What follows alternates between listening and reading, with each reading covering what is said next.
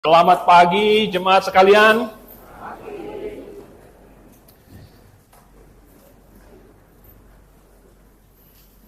Bayangkan kalau Anda masuk ke dalam satu gereja, lalu tiba-tiba di situ semua orang lagi berbicara dalam bahasa yang kamu nggak ngerti. Bicaranya aneh-aneh, ada yang meraba-raba, ada yang pakai sandal yang lama, ya, ada yang teriak-teriak, ada yang nangis, ada yang ketawa, ada yang lompat-lompat, ada yang guling-guling, ada yang khotbah di depan, ada yang khotbah di belakang, tidak tahu mau lihat kemana, tidak tahu mau duduk di mana, tidak tahu mau berbuat apa. Kira-kira bagaimana reaksi Anda? Saya tanya dulu sebelum saya cerita, karena saya pernah mengalami itu, saudara. Saya pernah diundang khotbah, lalu kemudian ternyata Google menunjukkan saya ke titik yang salah, ternyata itu di belakangnya. Jadi saya tanya, di mana ini? Oh, naik aja katanya. Saya naiklah di situ. Sampai di lantai 2-nya, ruko di situ, ternyata semuanya lagi ribut. Ya. Lagi ribut. Saya di pintu itu saya sejenak tidak tahu mau ngapain, karena saya pikir kebaktiannya belum mulai, ini kenapa udah begini gitu kan. Saya cari-cari di mana ada tempat duduk gitu, ternyata agak di tengah. Mereka juga noleh ke belakang, terus sambil mereka bingung-bingung masih lanjut terus itu, masih ribut gitu. Mereka lihat ada satu bapak, anak muda gitu, pakai jas gitu kan, kayak udah siap khotbah, tiba-tiba muncul di belakang di pintu mereka. Tapi mereka lanjut terus, saya duduk di tengah-tengah di situ. Nggak tahu mau ngapain juga, saudara. Nah, seandainya Anda datang ke sini, terus semuanya mulai kayak gitu, kira-kira Anda bagaimana? Mari kita buka di dalam 1 Korintus pasal 14. Karena Paulus menulis pasal ini untuk jadi peringatan.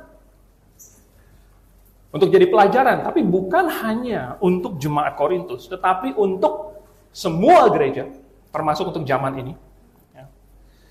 Supaya jangan terjadi kekacauan seperti yang terjadi di jemaat Korintus zaman dulu. Mari kita berdoa dulu. Bapa yang di surga, kami mengucap syukur untuk adanya firman yang tercatat bagi kami. Walaupun sudah 2000 tahun, tetapi kami merasa sangat mengucap syukur karena kebenaran yang dituliskan ini tidak lekang oleh waktu, melainkan sangat-sangat berguna bagi kami di zaman ini. Dan Tuhan tolong bantu kami supaya Roh Kudus memimpin, kami bisa memahami apa yang Kau inginkan bagi kami di zaman ini. Dan kami melakukannya sesuai dengan kehendak-Mu, sesuai dengan Roh Kudus yang ada di dalam hati kami. Dalam nama Tuhan Yesus kami berdoa. Amin. Nah, sebenarnya kita mau membaca seluruh pasal ini, tetapi mungkin agak lama. Jadi kita mungkin sambil kita sampai di poin itu kita baca ayat-ayatnya. Jadi kita akan mulai dari awal dan kita akan melihat sampai ujungnya. Mungkin ada 5 pelajaran yang bisa kita tarik untuk kita zaman ini. Kita bagi menjadi 5 dan kita mulai dari yang pertama. Saya kasih poin pertama ini nama bahwa segala sesuatu itu harus untuk membangun jemaat. Coba kita baca mulai dari ayat 1 ya. Kejarlah kasih itu dan usahakanlah dirimu memperoleh karunia-karunia roh, terutama karunia untuk bernubuat. Siapa yang berkata-kata dengan bahasa roh, tidak berkata-kata kepada manusia, tetapi kepada Allah. Sebab tidak ada seorang pun yang mengerti bahasanya. Oleh roh, ia mengucapkan hal-hal yang rahasia. Nah, sebenarnya sedikit catatan, setiap kali di ITB 1 ini menggunakan istilah bahasa roh, sebenarnya bahasa aslinya adalah bahasa lidah. Cuman entah mengapa ITB menerjemahkan bahasa lidah itu sebagai bahasa roh. Jadi kadang-kadang kalau saya pakai istilah bahasa lidah, maksudnya adalah seperti yang ditulis di ITB bahasa roh ya. Ayat 3, saya lanjut. Tetapi siapa yang bernubuat, ia berkata-kata kepada manusia, ia membangun, menasihati, dan menghibur. Siapa yang berkata-kata dengan bahasa roh, ia membangun dirinya sendiri. Tetapi siapa yang bernubuat, ia membangun jemaat. Aku suka supaya kamu semua berkata-kata dengan bahasa roh. Tetapi lebih daripada itu, supaya kamu bernubuat. Sebab orang yang bernubuat lebih berharga daripada orang yang berkata-kata dengan bahasa roh. Kecuali kalau orang itu juga menafsirkannya, sehingga jemaat dapat dibangun. Jadi, saudara-saudara, jika aku datang kepadamu dan berkata-kata dengan bahasa roh, apakah gunanya itu bagimu jika aku tidak menyampaikan kepadamu penyataan Allah atau pengetahuan, atau nubuat, atau pengajaran? Oke, jadi kita melihat di sini bagaimana Paulus mau supaya kalaupun ada bahasa roh, itu harus bisa dimengerti supaya bisa membangun jemaat. Kalau nubuat, sudah langsung bisa dimengerti dan bisa langsung dipakai untuk mengajar, untuk menasehati, untuk membangun jemaat. Ayat 19 lagi. Atau mungkin sebelum itu ayat 12. Demikian pula dengan kamu. Kamu memang berusaha untuk memperoleh karunia-karunia roh. Tetapi lebih daripada itu, hendaklah kamu berusaha mempergunakannya untuk membangun jemaat. Ayat 19. Tetapi dalam pertemuan jemaat, aku lebih suka mengucapkan 5 kata yang dapat dimengerti untuk mengajar orang lain juga, daripada beribu-ribu kata dengan bahasa roh. Ayat 26. Jadi bagaimana sekarang saudara-saudara, bila mana kamu berkumpul, hendaklah tiap-tiap orang mempersembahkan sesuatu. Yang seorang mazmur, yang lain pengajaran atau penyataan Allah, atau karunia bahasa roh, atau karunia untuk menafsirkan bahasa roh. Tetapi semuanya itu harus dipergunakan untuk membangun. Ayat 31. Sebab kamu semua boleh bernubuat seorang demi seorang, sehingga kamu semua dapat belajar dan beroleh kekuatan. Jadi tujuan dari segala sesuatu, baik itu karunia bahasa roh, karunia untuk bernubuat, segala sesuatu itu untuk membangun jemaat. Coba kita buka lagi di Efesus pasal yang keempat. Efesus, itu habis Galatia, Efesus, Filipi, Kolose. Jadi kita di Efesus pasal 4, saya baca ayat yang ke-11 sampai 13. Dan ialah yang memberikan baik rasul-rasul maupun nabi-nabi, baik pemberita-pemberita Injil maupun nabi-nabi, baik pemberita-pemberita Injil maupun gembala-gembala dan pengajar-pengajar, untuk memperlengkapi orang-orang kudus bagi pekerjaan pelayanan, bagi pembangunan tubuh Kristus. Yaitu apa itu pembangunan tubuh Kristus itu? Sampai kita semua telah mencapai kesatuan iman. Ya, berarti imannya mesti sama. Bukan sama kepada satu individu, tetapi sama kepada Alkitab. Dan pengetahuan yang benar tentang anak Allah. Pengetahuan yang benar. Ingat sekali lagi, bukan benar menurut satu individu, tetapi benar menurut Alkitab. Karena kalau kita menggunakan individu-individu sebagai standarnya, maka akan ada perbedaan karena individu tidak semuanya sama. Tapi kalau kita menggunakan Alkitab sebagai standar, baru bisa ada kesatuan iman, maka semuanya akan ikut dengan Alkitab. Disinilah ada pengetahuan yang benar, pengenalan Allah, pengenalan akan Allah. Kedewasaan penuh dan tingkat pertumbuhan yang sesuai dengan kepenuhan Kristus. Jadi ternyata semua karunia-karunia yang Tuhan berikan, dan ada banyak lagi karunia-karunia lain, itu diberikan untuk pertumbuhan jemaat. Untuk pertumbuhan jemaat itu berarti harus ada pemahaman yang sama. Pemahaman tapi yang benar.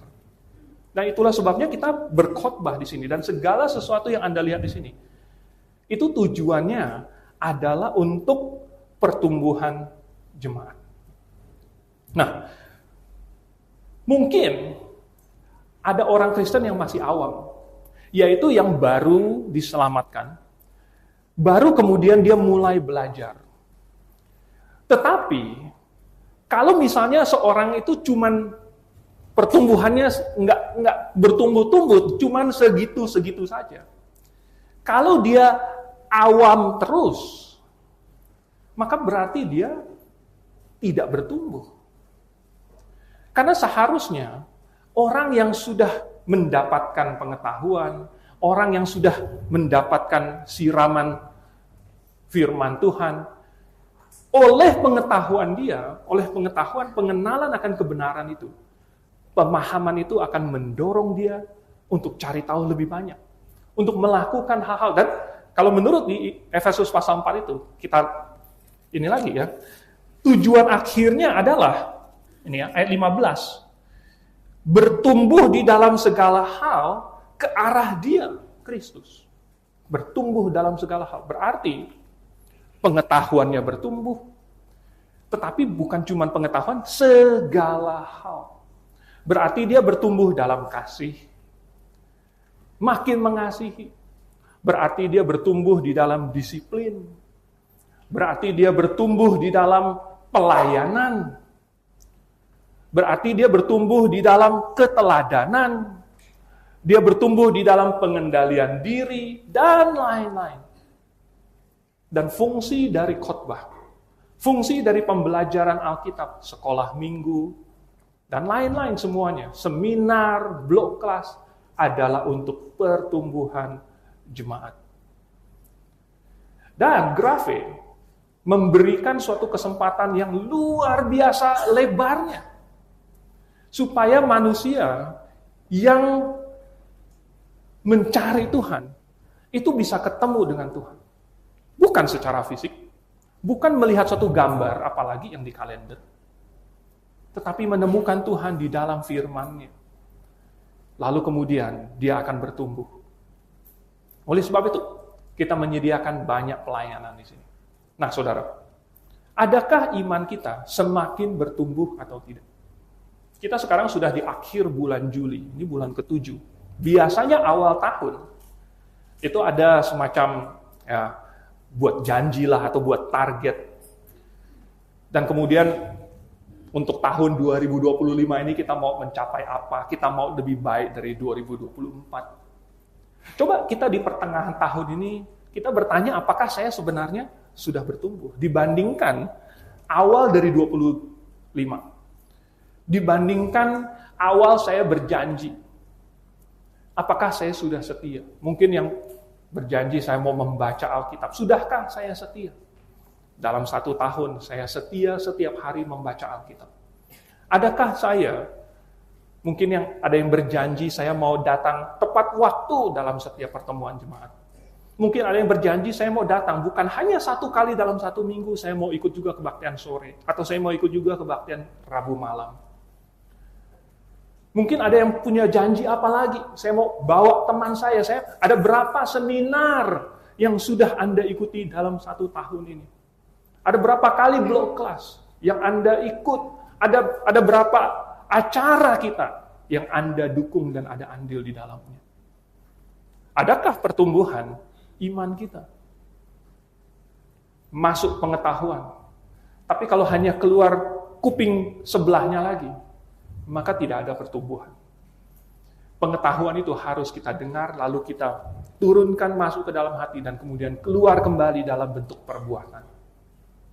Nah, Bapak, Ibu, Saudara sekalian, adakah kita semakin bertumbuh? Dan tahukah Anda bahwa segala sesuatu di dalam jemaat ini itu didesain untuk mendorong Anda untuk semakin giat, semakin bertumbuh? Tapi jangan-jangan ada yang merasa kesal bahwa kok saya didorong-dorong terus ya? Kenapa saya didorong-dorong terus? Harus semakin rajin. Saya nggak mau didorong-dorong terus. Saya maunya apa? Didorong ke arah berkat. Itu saya mau. Kalau didorong ke arah mujizat, didorong ke arah kesembuhan, itu saya mau. Tapi kenapa saya didorong ke arah pengetahuan, ke arah pemahaman, ke arah giat untuk melayani Tuhan? Karena saudara, yang Paulus nasihatkan kepada jemaat di Korintus adalah jangan mereka menggunakan berbagai karunia-karunia tetapi ternyata tidak dipakai untuk membangun. Masing-masing Tuhan kasih karunia, tetapi tidak mereka pakai untuk membangun jemaat. Jadi akhirnya karunia-karunia itu diberikan tetapi percuma saja. Tadi barusan kita menyanyikan lagu Apa itu? Kepada yang banyak diberi. Akan banyak dituntut juga. Saudara, saya mengakui, saya bersaksi bahwa saya sudah banyak diberi. Nah, saya mengucap syukur sekali. Dan karena saya banyak diberi, maka saya tahu akan banyak juga dituntut dari saya. Saya begitu banyak diberkati oleh Tuhan. Anda mungkin melihat bahwa sekarang, oh ini Pak Andrew lumayan pinter. Tapi tidak demikian dulu, saudara. Mungkin, musisimu Pak Steven tahu, dulu itu saya nggak pernah juara. Nggak pernah juara. Ya. SD, mana pernah juara. Gitu ya. Apalagi sampai SMA gitu, nggak pernah juara. Karena ya masuk semua 3 juaranya susah. Yang juara itu Pak Steven. Wow, di kedokteran nggak ada juara. Ya memang nggak ada juaranya juga. Tetapi karena saya mau mempersembahkan apa yang Tuhan berikan kepada saya kembali untuk Tuhan, baru Tuhan kemudian memberkati. Seandainya saya ini tidak tahu balas budi, Tuhan berkati saya dengan kepandaian pun tidak akan dipakai kembali untuk Tuhan. Seandainya Tuhan tahu bahwa saya ini egois, maka Tuhan berkati saya pun nggak akan saya kembalikan untuk Tuhan. Jadi Tuhan mencari orang yang memahami ini, bahwa barang siapa yang banyak diberi, banyak dituntut. Nah, saya tidak akan menunjuk, walaupun ini, saya tidak akan menunjuk siapapun di sini. Tetapi bagi yang merasa bahwa dirinya sudah banyak diberi, maka ketahuilah Tuhan juga tersenyum kepada Anda dan menunggu apakah Anda menyadari bahwa Anda sudah banyak diberi. Yang kedua, saudara, ada prinsip yang Tuhan ajarkan lewat 1 Korintus pasal 14 ini. Yaitu bahwa segala sesuatu harus masuk akal.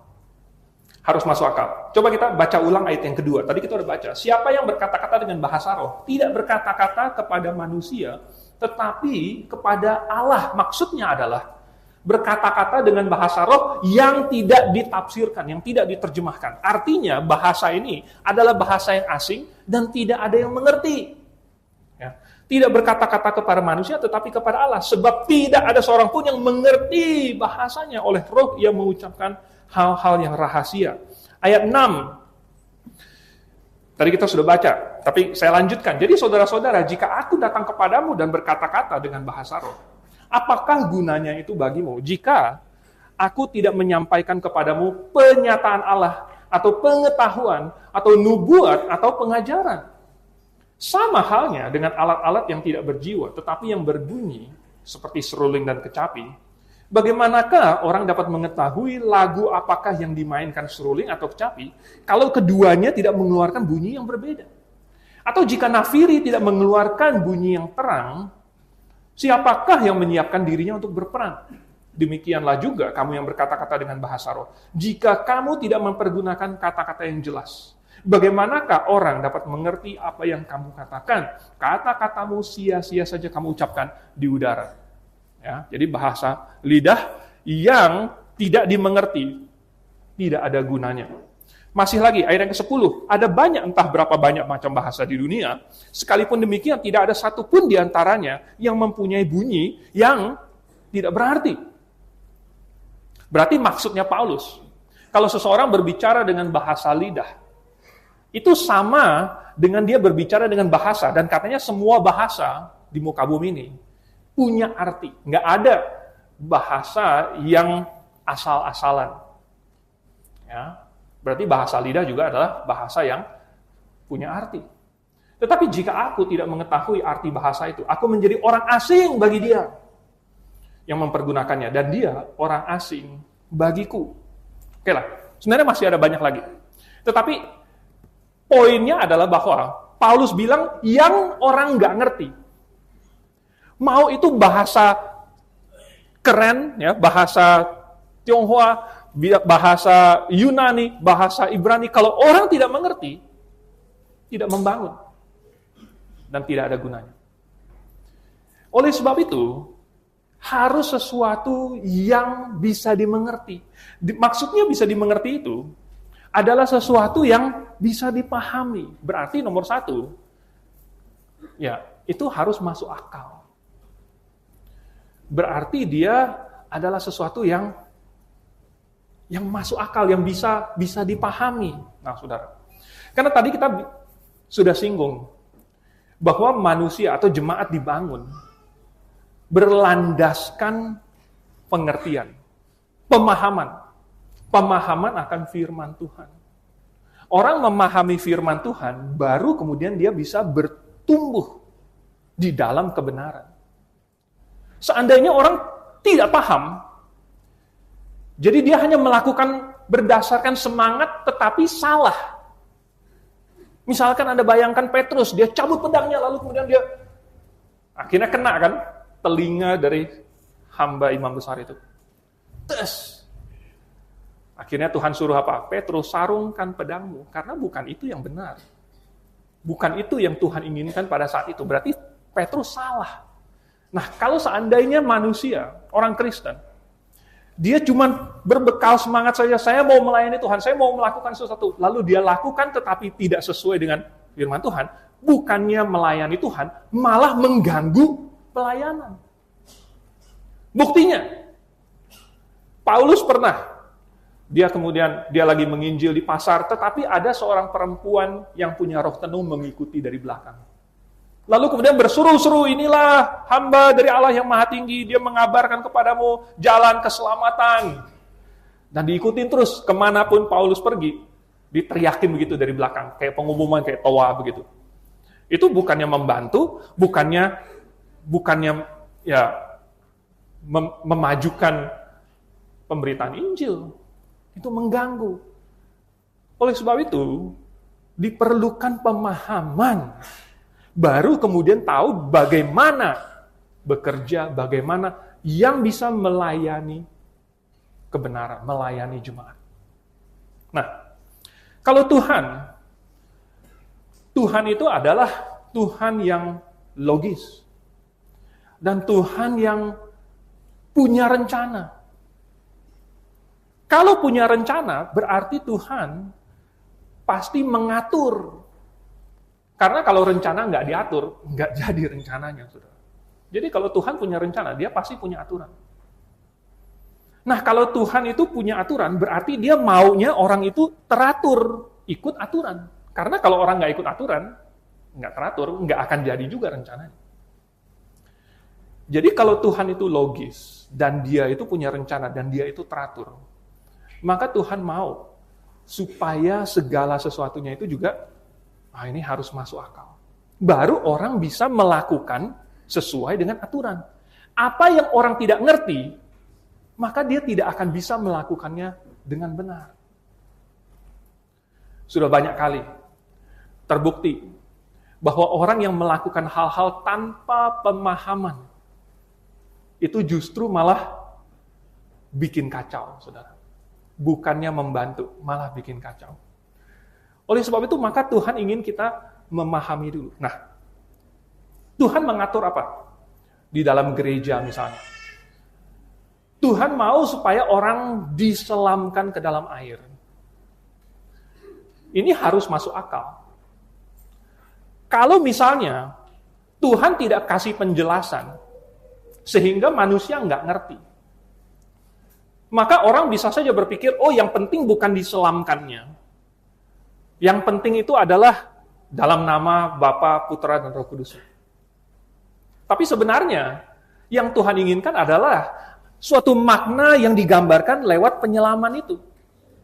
Bahasa Yunaninya adalah baptis. Bahasa Indonesianya diselamkan. Jadi, untuk menggambarkan Yesus mati, dikuburkan, dan bangkit kembali pada hari yang ketiga, maka orang yang sudah mengaku bahwa dia sudah bertobat dan dia sudah terima Tuhan Yesus, juga akan dimasukkan ke dalam air, seluruhnya dibenamkan, lalu kemudian keluar lagi dari air, melambangkan mati, dikuburkan, dan kemudian bangkit kembali bersama dengan Yesus. Ada maknanya, dan ini harus masuk akal. Dan kalau misalnya cuma dipercik-percik dengan air, gimana? Kalau misalnya dikenain hujan gitu, bagaimana? Nomor satu, namanya bukan diselam lagi. Dan nomor dua, itu tidak menggambarkan yang dilakukan oleh Yesus, mati, dikuburkan, dan kemudian bangkit kembali. Karena Tuhan Yesus dikuburkannya bukan cuma dipercikin pakai tanah, Tuhan Yesus dikuburkan. Kalau Tuhan mengatur bahwa di dalam jemaat, wanita tidak boleh berkhotbah. Kalau seandainya tidak dijelaskan, maka orang mungkin salah paham. Oh, mungkin Tuhan berpikir bahwa zaman dulu orang-orang itu masih belum memberikan kesempatan edukasi kepada wanita. Sehingga banyak wanita yang tidak terpelajar. Makanya disuruh jangan mengajar, makanya disuruh berdiam diri, makanya disuruh tunduk. Sekarang manusia sudah sama rata katanya. Laki-laki dan wanita sudah emansipasi. Sekarang wanita udah sama pinter, bahkan lebih pinter, banyak wanita yang lebih pinter dari laki-laki. Mungkin kalau Paulus hidup pada zaman ini, wanita juga boleh. Tapi ternyata Tuhan kasih alasannya, kenapa wanita tidak diperbolehkan berkhotbah, mengajar laki-laki. Ternyata alasannya ditarik kembali kepada Tuhan menetapkan laki-laki sebagai kepala keluarga. Waktu Tuhan ciptakan Adam, Tuhan ciptakan penolongnya. Tuhan bukan ciptakan saingannya. Ya. Tuhan bukan ciptakan lawannya, musuhnya. Tuhan ciptakan penolongnya. Penolongnya adalah Hawa, wanita. Lalu kemudian Tuhan tetapkan sang suami ini sebagai kepala dari istri. Sama seperti Kristus adalah kepala dari laki-laki. Sama seperti Allah Bapa adalah kepala dari Kristus. Jadi rupanya di dalam keluarga itu, suami dan istri melambangkan hubungan antara Kristus dengan Allah Bapa. Dan melambangkan hubungan antara manusia dengan Tuhan. Yaitu harus tunduk. Jadi yang istri tunduk kepada suami, lalu kemudian itu menjadi kemuliaan bagi Tuhan. Nah, kalau suami istri punya hubungan seperti itu di rumah tangga, maka itu tidak boleh dibalik di dalam gereja. Jadi, istri yang mengkhotbahi suaminya, ini kalau begitu suami yang tunduk kepada istrinya. Nah, oleh sebab itu maka alasannya Tuhan kasih supaya di dalam rumah tangga dan di dalam gereja semuanya harmonis, sesuai dengan yang Tuhan inginkan, dan sesuai dengan desain Tuhan, sesuai dengan karunia-karunia yang Tuhan berikan kepada baik laki-laki maupun kepada perempuan. Tuhan mau supaya peran laki-laki begini, peran wanita begitu. Dan itu indah. Dengan adanya pemahaman ini, maka kita bisa melakukan apa yang benar. Jadi saudara, di gereja manapun, ya, hal-hal yang diatur di dalam Alkitab, itu harus dipahami. Dan hal-hal yang tidak diatur secara eksplisit pun di dalam Alkitab, harus masuk akal. Dan harus tidak boleh bertentangan dengan prinsip-prinsip Alkitab. Apapun itu. Semuanya harus masuk akal. Dan Anda silakan melihat sekeliling Anda. Di gereja ini, dan Anda bisa lihat, dan Anda bertanya, kenapa begini? Kenapa begitu? Kenapa misalnya pakainya piano? Kenapa kita tidak ada band? Kenapa kita tidak ada singer? Kenapa ada orkestra? Kenapa kita anak-anak kita pisahkan? Segala sesuatu Anda boleh lihat. Kenapa kita ada sekolah minggu untuk anak-anak, untuk remaja, untuk dewasa? Anda lihat dan bertanya, kenapa begini dan kenapa begitu? Karena segala sesuatu harus masuk akal. Dan tujuannya adalah untuk membangun. Tapi hati-hati. Karena yang masuk akal itu bukan hanya segala sesuatu, tapi pengajaran juga harus masuk akal. Jadi Anda mendengar suatu pengajaran, Anda harus bertanya, apakah itu sesuai dengan yang Alkitab katakan? Dan hati-hati kalau ada pengajaran yang bertentangan dengan sebagian ayat firman Tuhan. Lalu kemudian dia bilang bahwa ya ini hal-hal yang misterius ini adalah untuk Allah, bukan untuk manusia. Atau mungkin dijejalin, pokoknya percaya aja. Atau jangan banyak tanya. Ya, kalau kamu banyak tanya itu awas nanti kena kutuk. Dan lain sebagainya. Saudara hati-hati. Karena segala sesuatu harus masuk akal. Oke, coba kita lihat yang ketiga. Tuhan mau bahwa segala sesuatu di dalam Jumat itu adalah untuk meyakinkan orang yang belum beriman. Tadi yang pertama, Tuhan mau semuanya untuk membangun jemaat. Semuanya harus masuk akal. Dan yang ketiga, semuanya untuk meyakinkan orang yang belum beriman. Coba kita lihat ayat 21. Ayat 21-nya. Dalam hukum Taurat ada tertulis, oleh orang-orang yang mempunyai bahasa lain dan oleh mulut orang-orang asing, aku akan berbicara kepada bangsa ini. Namun demikian mereka tidak akan mendengarkan aku, firman Tuhan. Karena itu, karunia bahasa roh adalah tanda, bukan untuk orang yang beriman, tetapi untuk orang yang tidak beriman. Sedangkan karunia untuk bernubuat adalah tanda bukan untuk orang yang tidak beriman, tetapi untuk orang yang beriman. Jadi kalau seluruh jemaat berkumpul bersama-sama dan tiap-tiap orang berkata-kata dengan bahasa roh, lalu masuklah orang luar atau orang-orang yang tidak beriman, tidakkah akan mereka katakan bahwa kamu gila? Tetapi kalau semua bernubuat, lalu masuk orang yang tidak beriman atau orang baru, ia akan diyakinkan oleh semua dan diselidiki oleh semua. Segala rahasia yang terkandung di dalam hatinya akan menjadi nyata, sehingga ia akan sujud menyembah Allah dan mengaku, sungguh Allah ada di tengah-tengah kamu. Yang di ayat 21-nya ini, Paulus sedang mengutip yang di Yesaya pasal 28 ayat 11. Di situ, Tuhan lagi memperingatkan, lagi sedang mengkritik bangsa Israel. Karena apa? Mereka kan meninggalkan Tuhan. Tetapi mereka ngaku-ngakunya itu masih setia kepada Tuhan. Dan bahkan imam-imam mereka itu, orang Yahudi, mereka bikin peraturan ini dan itu. Katanya, peraturan ini kemudian ditambah lagi habis peraturan itu ada peraturan lain, harus begini, tidak boleh begitu.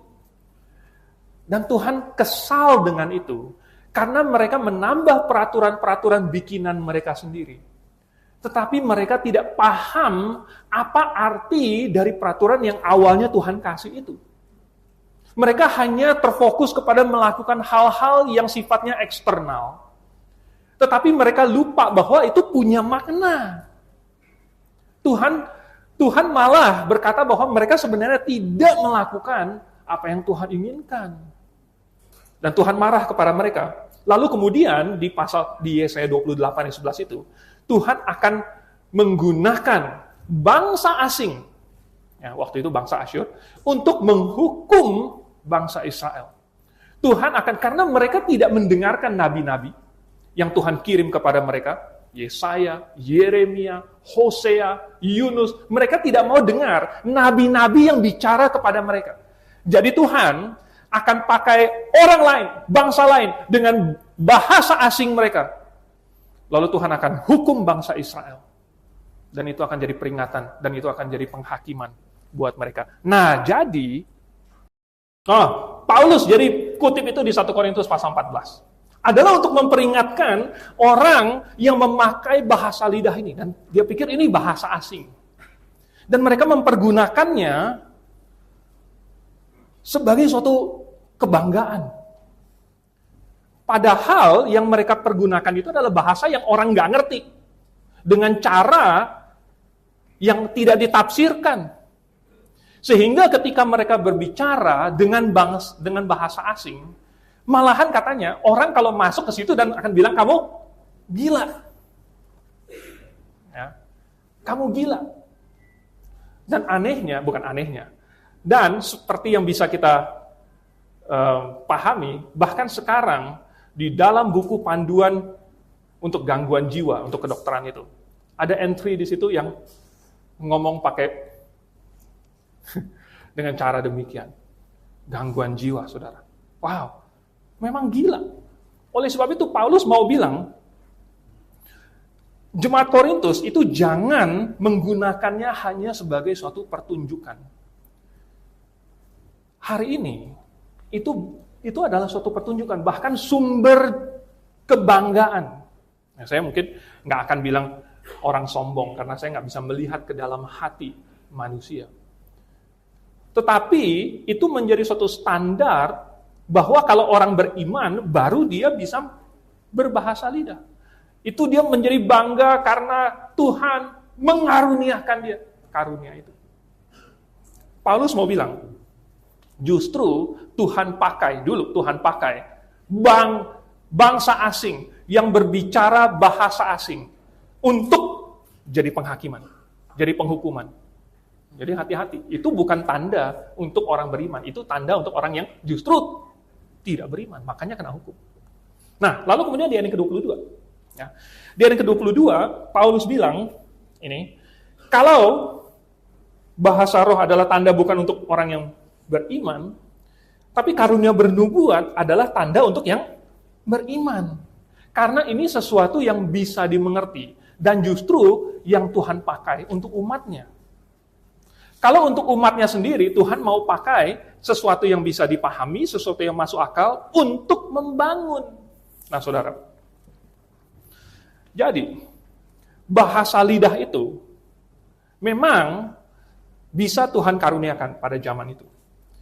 Dan bisa juga meyakinkan orang. Kalau dia kemudian ditafsirkan atau dipergunakan kepada orang yang memang mengertinya. Misalnya, di dalam Kisah Para Rasul pasal 2, waktu orang-orang dari segala bangsa berkumpul di Yerusalem, karena waktu itu ada 3 hari raya utama di mana orang Yahudi harus berkumpul laki-lakinya. Dan pada waktu itu hari raya Pentakosta, bangsa-bangsa, orang-orang Yahudi atau yang menganut agama Yahudi dari segala provinsi berkumpul di Yerusalem, kemudian mendengar para rasul berkhotbah dalam bahasa dialek mereka sendiri.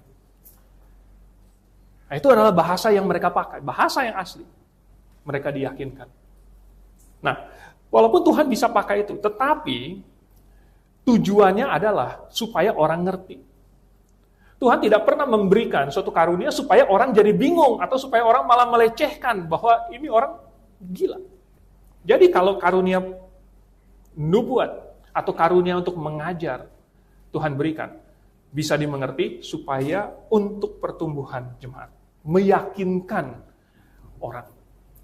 Dari dulu sebenarnya Tuhan kasih segala sesuatu adalah untuk meyakinkan orang. Misalnya dari bangsa Yahudi. Waktu orang Yahudi Tuhan bangun menjadi satu bangsa. Ini satu bangsa Israel. Ini adalah bangsa mercusuar. Sehingga semua bangsa-bangsa lain di sekitar bisa melihat bangsa Israel. Lalu kemudian mereka kagum. Wow, ini bangsa yang beda dengan bangsa yang lain. Mereka satu hari ke-7, mereka tidak bekerja loh. Ya. Mereka tidak berdagang loh, tokonya nggak buka loh. Terus kalau misalnya pergi ke ini kota-kota Israel, pasarnya nggak buka loh. Itu mereka waktu itu di zamannya Nehemia, para pedagang-pedagang mau masuk ke dalam kota untuk berdagang. Lalu kemudian Nehemia marahin mereka di pintu gerbang, nggak boleh tutup. Pada hari Sabat itu semua harus ditutup. Dan mereka mungkin bingung sekali, kenapa orang Yahudi nggak suka duit ya? Ini kita mau berdagang, kenapa satu hari ini kamu nggak suka duit? Bukan. Tetapi karena ada maknanya. Oh, ini adalah satu hari yang saya pakai untuk menghormati Tuhan. Ini adalah satu hari yang saya pakai untuk Tuhan.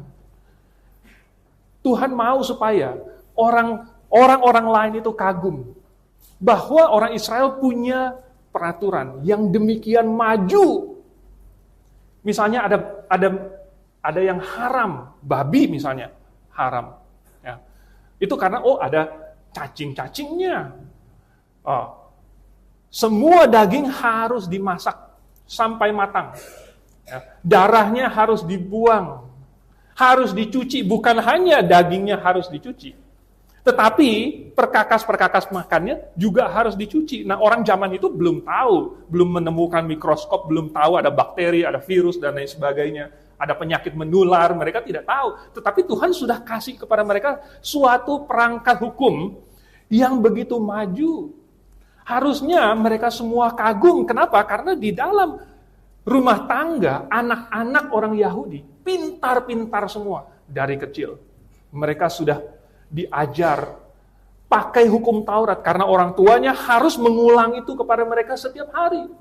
Waktu mereka bangun tidur, di siang, di tengah hari, pada waktu mereka sebelum tidur, waktu mereka mau keluar rumah, waktu mereka masuk kembali ke dalam rumah mereka, peraturan-peraturan Tuhan harus diulang-ulang. Ada peraturannya ditempel di sini, ada yang ditempel di dahi mereka, ada yang di baju mereka. Anak-anak dari awal, dari kecil, belajar ngomong, belajar membaca, belajar nulis, belajar menghafal. Dan ada peraturan supaya anak-anak menghormati orang tua. Bahkan peraturannya sangat keras, kalau ada anak yang mengutuk orang tuanya, dia harus dihukum mati. Seharusnya bangsa-bangsa semuanya kagum. Dan kemudian mereka bertanya, kenapa mereka bisa sehebat itu? Maka Tuhan memberkati bangsa Israel. Saudara, tujuan dari Tuhan adalah supaya meyakinkan bangsa-bangsa yang lain. Memang kita sekarang bukan orang Israel. Tetapi jemaat ini adalah tubuh Kristus yang juga Tuhan pakai supaya orang mendengar, melihat. Dan kita sekarang direkam, ditampilkan di YouTube, di Facebook, mungkin masuk ke TikTok, masuk ke sosial media. Dan orang yang melihat kebaktian kita bisa kagum, saudara. Bagaimana cara kita berpakaian? Bagaimana cara kita duduk?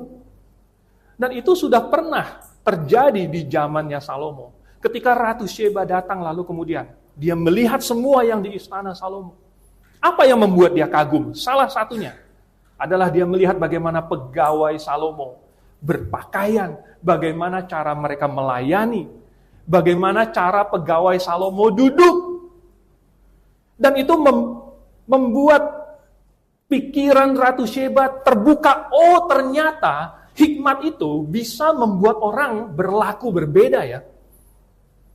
Ternyata hikmat itu bisa mengatur segala sesuatu menjadi selevel lebih hebat, lebih tinggi. Dan itu membuat Ratu Sheba bilang, oh, yang saya lihat ini melebihi semua yang saya pernah dengar. Bahkan yang saya dengar itu belum setengahnya dari yang saya lihat. Nah, saudara, Tuhan mau semuanya untuk membangun. Semuanya harus masuk akal. Dan semuanya itu untuk meyakinkan orang. Oleh sebab itu, saudara, yang keempat ini, ada andil kita sekarang. Tuhan mau supaya jemaat mempersembahkan sesuatu. Setiap orang mempersembahkan sesuatu. Ayat 26. Jadi bagaimana sekarang saudara-saudara?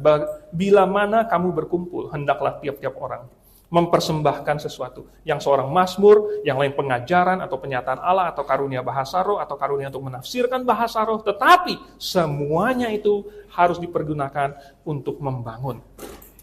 Nah, tampaknya ada suatu perbedaan antara jemaat berkumpul zaman dulu dengan pertemuan jemaat hari ini. Dulu, mereka semuanya turut berpartisipasi di dalam jemaat itu. Makanya ada yang mempersembahkan ini, mempersembahkan mazmur, pengajaran, dan lain sebagainya. Mereka turut berpartisipasi, ikut ambil bagian di dalam pertemuan jemaat mereka. Oke, hari ini, ya, hari ini kelihatannya pertemuan jemaat itu jemaat jadi penonton. Jemaat datang lalu kemudian mengikuti, ada satu liturgi mungkin dari awal, ya, kemudian ada votumnya, kemudian ada pengakuan imannya, kemudian pengumuman bahwa dosanya sudah diampuni, dan lain sebagainya. Jadi mereka mengikuti suatu alur seperti lagi satu wahana gitu. Masuk ke dalam satu wahana dan mengikuti dari awal, kemudian nanti selesainya keluar. Selesai. Tetapi ternyata Bukan demikian di zaman dulu. Nah, ingat semuanya di sini katanya mempersembahkan sesuatu. Tetapi bukan berarti semuanya harus maju ke depan lalu kemudian mengajar di depan.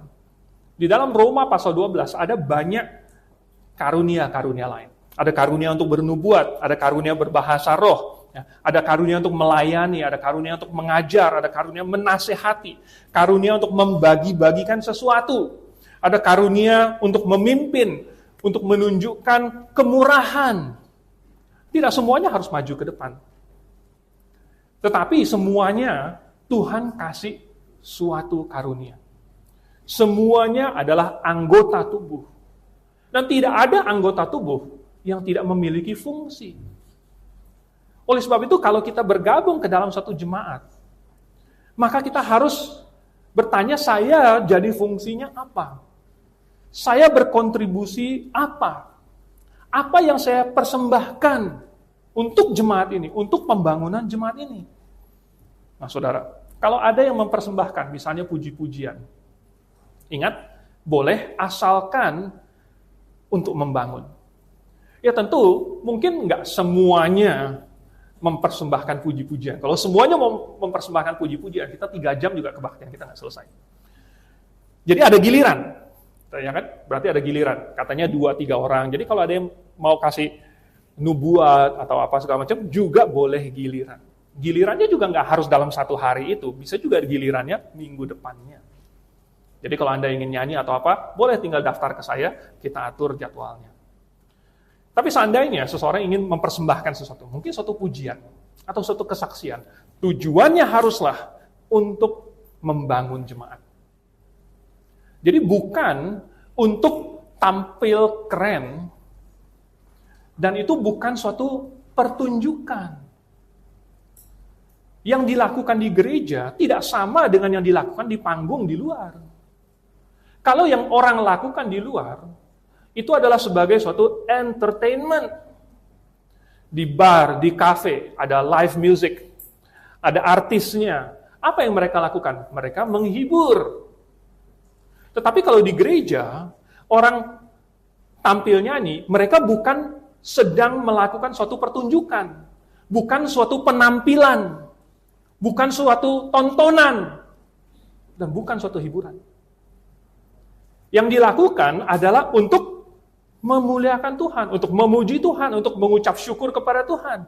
Dan dengan memuliakan Tuhan itu, dengan mengucap syukur kepada Tuhan, ada satu pengajaran, ada satu pesan. Dan pesannya itu adalah yang membangun jemaat. Jemaat yang mendengarkan tidak perlu tepuk tangan. Jemaat yang mendengarkan itu mendengar pesannya, menerima pesannya, lalu kemudian bisa mengaminkan di dalam hati. Karena tujuannya adalah untuk membangun jemaat, untuk memuliakan Tuhan. Nah, kalau misalnya tepuk tangan itu, aplaus itu adalah mungkin suatu bentuk apresiasi. Kalau di luar sana, diapresiasi, apanya sih yang diapresiasi? Oh, dia sudah menghibur kita apresiasi.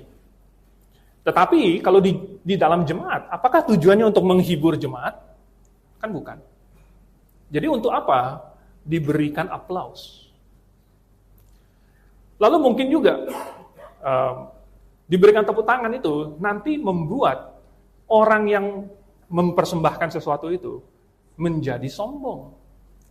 Sehingga akhirnya, latihan harus bagus nih, harus tampilnya bagus.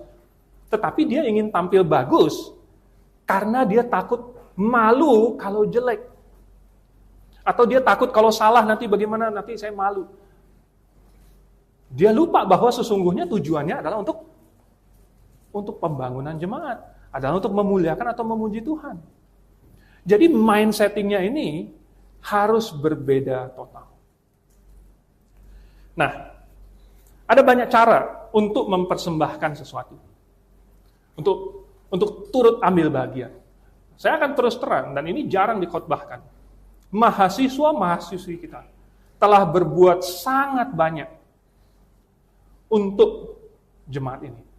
Mereka yang membersihkan seluruh gedung kita di sini. Kalau misalnya jemaat yang dikasih giliran untuk bersihin gedung kita, saya mau lihat. Ya, misalnya Pak Timotius bersihkan bagian mana gitu ya, waduh. Pak Alfred gitu bersihkan bagian mana lagi. Wah, untung ada orang-orang yang sudah membaktikan dirinya dan menjanjikan bahwa saya mau melayani Tuhan. Dan dalam masa persiapan ini, saya akan melakukan segala yang diperlukan yang saya bisa lakukan. Bahkan sampai jaga parkir keamanan kita di depan. Mereka mau melakukannya. Demi apa? Demi pertumbuhan jemaat. Ada banyak lagi. Itu tidak kelihatan. Ya. Itu di balik layar. Sound system kita juga di balik layar. Tidak pernah dilihat orang. Kecuali kalau lagi ada apa? Lagi ada masalah kayak tadi. Baru semua orang lihat-lihat apaan sih itu segala macam. Tidak pernah dilihat kecuali ada masalah. Semua orang melihat dia kalau ada masalah. Ada pelayanan sekolah minggu, ada pelayanan macam-macam, saudara. Ada seminar, dana yang dibutuhkan. Ada penginjil yang kita utus dan mereka membutuhkan support, mereka membutuhkan doa. Mereka membutuhkan orang-orang yang kemudian datang ke situ dan kemudian mendukung mereka dan hadir di sana. Ada banyak sekali pelayanan yang kita bisa terlibat di dalamnya. Karena semua orang harus mempersembahkan sesuatu. Terakhir, waktu saya sudah hampir habis, adalah Tuhan mau semuanya sopan dan teratur. Di ayat yang ke-40. Tetapi segala sesuatu harus berlangsung dengan sopan dan teratur. Saudara, Paulus baru saja mengkritik penggunaan bahasa lidah yang tidak dimengerti dan tidak teratur, sehingga menciptakan bukan pertumbuhan jemaat, tetapi menciptakan kekacauan. Tuhan mau supaya apa-apa itu rapi. Apa-apa itu mencerminkan sifatnya Tuhan. Dan sifat Tuhan itu adalah sesuatu yang mulia, yang agung. Oleh sebab itu Tuhan mau supaya semuanya sopan. Semuanya sopan. Dan ini dalam segala sesuatu. Mulai dari misalnya pakaian kita. Cara kita berpakaian. Cara kita berpakaian, nah saya sedang menerjemahkan satu buku Dressing for the Lord. Di dalamnya di situ ada banyak sekali hal-hal. Suatu insight dari orang yang berada di dalam industri fashion. Dan dia berkata, ini diterima oleh semua orang. Bahwa apa yang kamu pakai membawa pesan. Sehingga orang melihat apa yang kamu pakai, mereka mendapatkan satu pesan. Kamu bisa berbicara lewat fashion yang kamu pakai. Ada jeans yang rombeng-rombeng. Ada pesannya itu. Pemberontakan. Yang setengah, yang kelihatan tengahnya. Yang buntung keteknya, bahunya. Yang rendah ininya. Oh, saudara. Semua itu ada pesannya. Dan Tuhan mau supaya kita orang Kristen, apalagi datang ke jemaat, pertemuan jemaat, harus sopan. Jangankan kita bicara mengenai memakai yang terbaik. Bahkan kadang-kadang kita salah pilih, lalu menggunakan fashion yang menggoda. Fashion yang tidak sopan karena bersifat sensual. Itu tidak sesuai dengan sifat Tuhan atau yang Tuhan inginkan. Dan semuanya harus teratur, saudara. Bagaimana cara kita duduk. Bagaimana sikap kita ketika mendengarkan firman Tuhan. Bagaimana kita memelihara perhatian kita. Tadi saya singgung sedikit mengenai zaman modern ini. Orang yang datang ke gereja seperti penonton. Oleh sebab itu, maka gereja-gereja berlomba-lomba untuk menarik perhatian orang yang duduk di situ. Karena kalau tidak, ada notifikasi, HP-nya begini dan lain sebagainya, ada banyak sekali distraksi. Dan itu membuat gereja-gereja harus bikin semua yang di panggung ini begitu wah, supaya perhatiannya itu mereka bisa mendapat perhatian jemaat mereka. perlu lampu-lampu lah, karena kalau enggak, katanya bosan, enggak seru. Jadi mereka enggak mau memperhatikan. Tetapi sesungguhnya, Tuhan mau semuanya itu adalah sopan dan teratur, termasuk kita mengatur pikiran kita. Mengatur HP kita. Mengatur, tadi ada pakaian kita. Mengatur cara duduk kita, dan lain sebagainya, saudara. Mungkin kalau kita mulai mengatur ini duduk begini, duduk begitu, mungkin jemaat akan pikir, ini terlalu banyak mau ngatur ini. Tetapi bukankah Tuhan mau semuanya itu berlangsung dengan sopan dan teratur, bukan karena kita yang mau atau sok ngatur. Tetapi inilah prinsip Alkitab. Nah saudara, apakah kita mau jemaat ini bertumbuh? Apakah kita mau semuanya menuju kesatuan iman dan bertumbuh dalam segala hal ke arah Kristus? Maka segala sesuatu harus dimulai dengan pengertian yang benar. Dan kemudian kita mulai ikut ambil bagian, kita mempersembahkan sesuatu untuk pembangunan jemaat ini. Mari kita tundukkan kepala, kita berdoa. Bapa di surga, kami mohon supaya firman Tuhan yang kami renungkan ini, satu pasal yang sangat penting, peringatan kepada jemaat di Korintus, tetapi ternyata Tuhan, bagi jemaat di zaman modern ini, terutama kami sendiri, kami bisa tarik pelajarannya. Biarlah kami tidak mengikuti kekacauan, tetapi kami mengatur diri kami dan menunjukkan diri kami kepada kebenaran. Kami berdoa dan mengucap syukur dalam nama Tuhan Yesus. Amin.